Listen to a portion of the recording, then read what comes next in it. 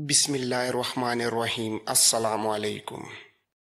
हमें उनके रास्ते बंद करने हैं। मेरे भाइयों, क्या तुम में से किसी ने अभी सोचा नहीं कि आतिश परस्तों के पहलू में रूमी हैं? अगर रूमियों में कुछ अकल है तो वो इस सूरत हाल से जो हमने इराक में पैदा कर दी है फ़ायदा उठाएंगे। वो आगे बढ़ेंगे और अगर वो कामयाब हो गए तो अरब के लिए वही ख़तरा पैदा हो जाएगा जो इससे पहले हमें ज़रतश के पुजारियों से था।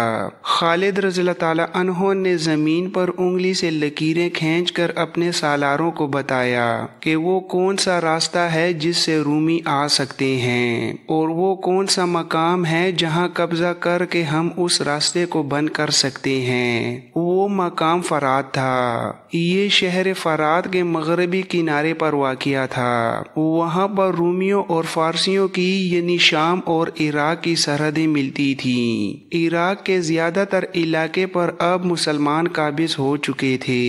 यही इलाके खतरे में थे। फरात से खुश्की के रास्ते के अलावा रूमी या फारसी दरियाई रास्ता भी इख्तियार कर सकते थे। मशहूर यूरोपी मौर्रिख लेनपोल और हेनरी स्मिथ, जो जंगी उमूर पर ज्यादा नजर रखता था, लिखते हैं कि खालिद न सिर्फ मैदान जंग में दुश्मन को गैर मुतवक्का चाले चल कर शिकस्त देने की अहलियत रखते थे, बल्कि जंगी तदब्बुर भी उनमें मौजूद था और उनकी निगाह दूर दूर तक देख सकती थी। वो आने वाले वक्त के खतरों को पहले ही भांप लिया करते थे। खालिद जब फरात की तरफ कूच कर रहे थे तो उस वक्त एक खतरे से वो आगाह नहीं थे। वो नहीं जानते थे कि वो दुश्मन फौजों के दरमियान आ जाएंगे। रूमियों के दरबार में ऐसी आवाजें सुनाई दे रही थीं जिनमें जरूरीपन था और साफ पता चलता था कि कोई हंगामी सूरत हाल पैदा हो गई है। तख्ते शाही के सामने रूमी फौज के बड़े बड़े जर्नेल बैठे थे। खबर मिली है कि मुसलमान फरात तक पहुंच गए हैं। ये मालूम नहीं हो सका कि उनका इरादा क्या है। वो किसी अच्छे इरादे से तो नहीं आए।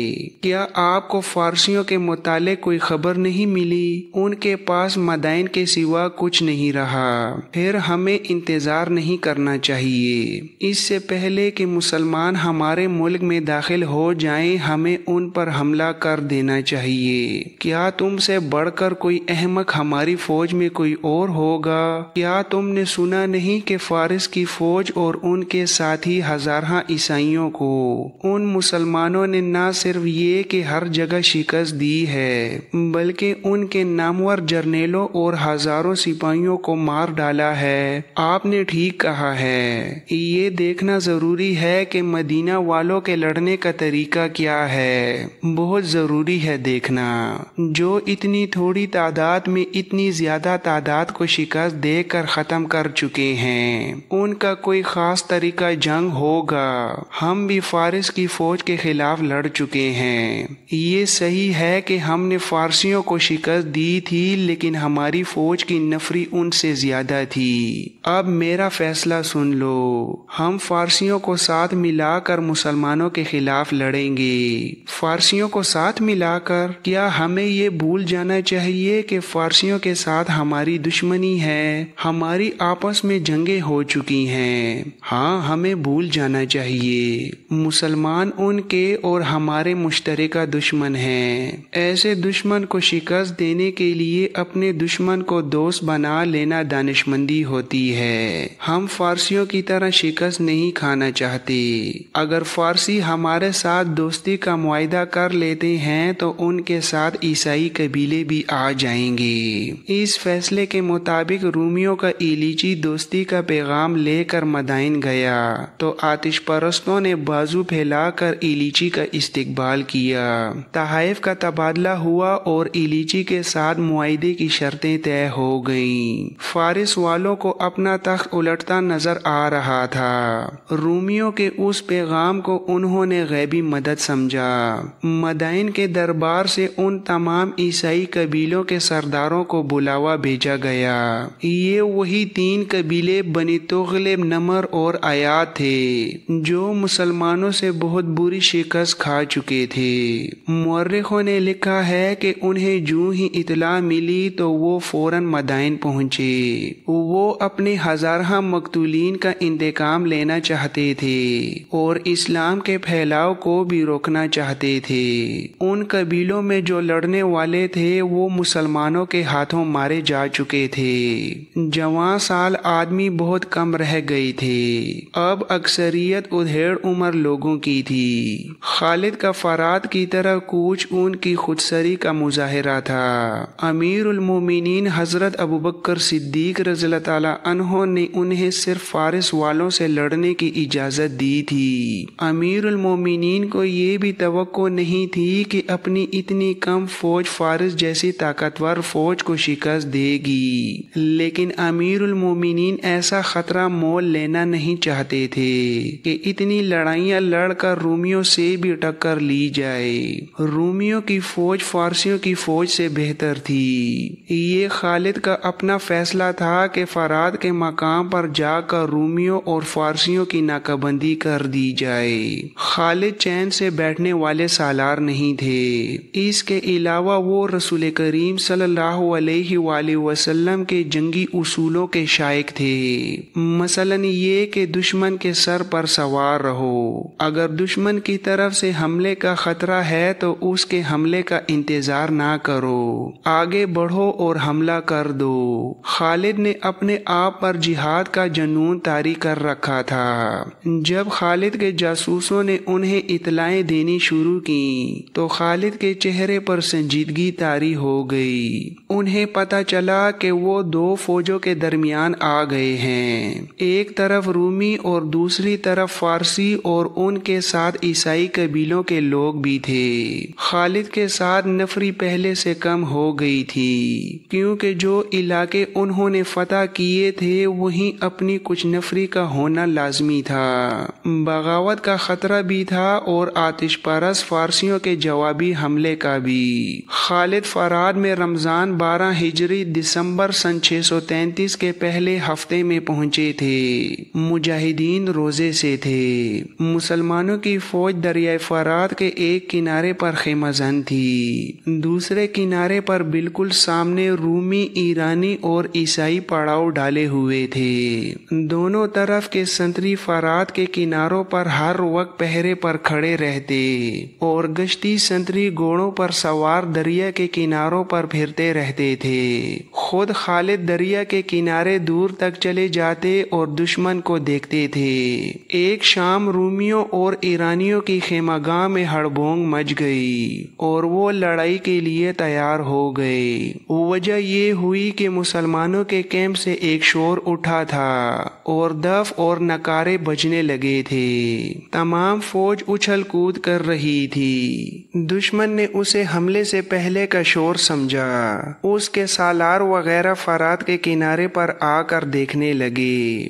دشمن کے کسی آدمی نے چلا کر کہا، ان کے گھوڑے زینوں کے بغیر بندھے ہوئے ہیں۔ کسی اور نے کہا، وہ تیاری کی حالت میں نہیں ہیں۔ ایک اور نے کہا، وہ دیکھو آسمان کی طرف دیکھو، مسلمانوں نے عید کا چاند دیکھ لیا ہے۔ آج رات اور کل سارا دن یہ لوگ خوشیاں منائیں گے۔ اگلے روز مسلمانوں نے ہنگامہ خیز طریقے سے عید الفطر کی خوشیاں منائیں۔ اس خوشی میں فتوحات کی مسرتیں بھی شامل تھیں۔ مسلمان جب عید کی نماز کے لیے کھڑے ہوئے تو دریا کے کنارے اور کیمپ کے ارد گرد سنتریوں میں اضافہ کر دیا گیا تاکہ دشمن نماز کی حالت میں حملہ نہ کر سکے۔ خالد نے نماز کے بعد مجاہدین سے مختصر سا خطاب کیا۔ مجاہدین اسلام نماز کے بعد ایسے انداز سے اس تقریب سعید کی خوشیاں مناؤ کہ دشمن یہ تاثر لے کہ مسلمانوں کو کسی قسم کا اندیشہ نہیں اور انہیں اپنی فتح کا پورا یقین ہے۔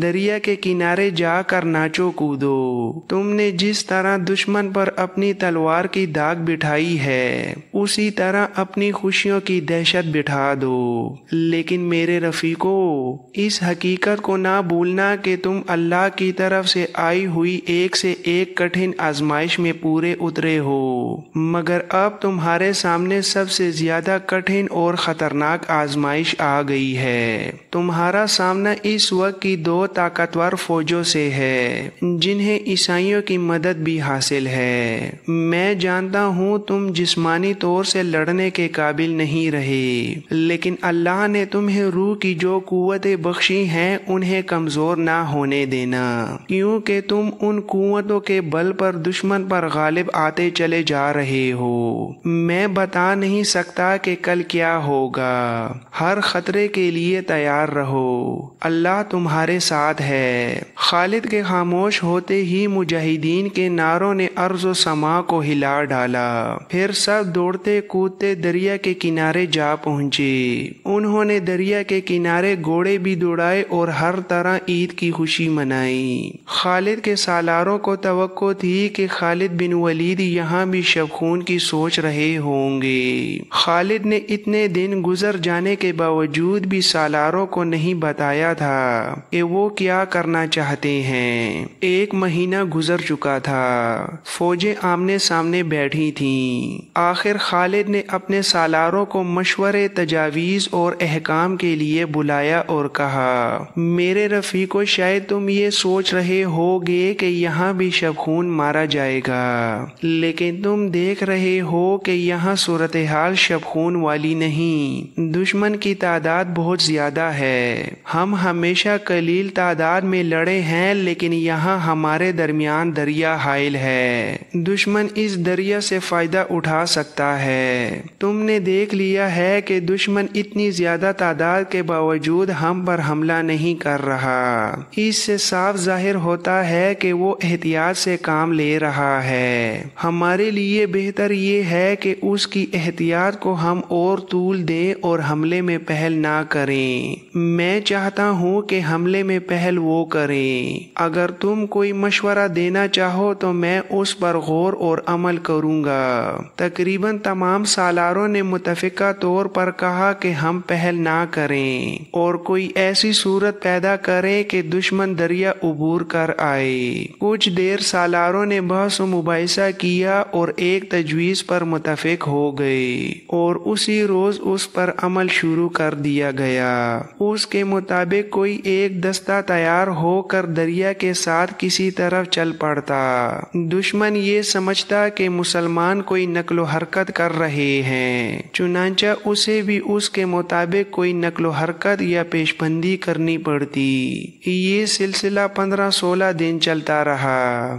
بعض مورخوں نے لکھا ہے کہ رومی مسلمانوں کی ان حرکات سے تنگ آ گئے۔ وہ پہلے ہی مسلمانوں کے خلاف کسی میدان میں نہیں لڑے تھے۔ ان کے سالاروں کے ذہنوں پر یہ بات آسیب کی طرح سوار ہو گئی تھی کہ جس قلیل فوج نے فارسیوں جیسی طاقتور فوج کو ہلنے کے قابل نہیں چھوڑا، وہ فوج کوئی خاص داؤ چلتی ہے جسے ان کے سوا کوئی اور نہیں سمجھ سکتا۔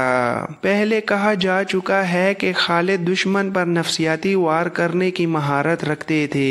اس صورتحال میں بھی انہوں نے رومیوں کو تذبذب میں مبتلا کر کے ان کے ذہنوں پر ایسا نفسیاتی اثر ڈالا کہ وہ نہ کچھ سمجھنے کے اور نہ کوئی فیصلہ کرنے کے قابل رہے۔ 21 جنوری سن 634 عیسوی بمطابق 15 ذی-القعدہ 12 ہجری کے روز دشمن اس قدر تنگ آ گیا کہ ایک سالار نے دریا کے کنارے کھڑے ہو کر بڑی بلند آواز سے مسلمانوں سے کہا، کیا تم دریا پار کر کے ادھر آؤ گے یا ہم دریا پار کر کے ادھر آ جائیں؟ لڑنا ہے تو سامنے آؤ۔ خالد بن ولید نے اعلان کروایا، ہم تعداد میں بہت تھوڑے ہیں، ہم سے ڈرتے کیوں ہو؟ تمہاری تعداد اتنی زیادہ ہے کہ تمہیں ہم سے پوچھے بغیر ادھر آ جانا چاہیے۔ دشمن کی طرف سے للکار سنائی دی، پھر سنبھل جاؤ، ہم آ رہے ہیں۔ دشمن نے دریا عبور کرنا شروع کر دیا۔ خالد نے اپنے مجاہدین کو دریا کے کنارے سے ہٹا کر کچھ دور لڑائی کی ترتیب میں کر لیا۔ حسب معمول ان کی فوج 3 حصوں میں بٹی ہوئی تھی اور خالد خود درمیانی حصے کے ساتھ تھے۔ جنگی مبصروں نے لکھا ہے کہ خالد نے دشمن کے لیے اتنی زیادہ جگہ خالی کر دی کہ دشمن اور اس کے پیچھے دریا، ان دونوں کے درمیان اتنی جگہ خالی رہے کہ اس کے عقب میں جانا پڑے تو جگہ مل جائے، ورنہ دریا ان کے عقب کی حفاظت کرتا۔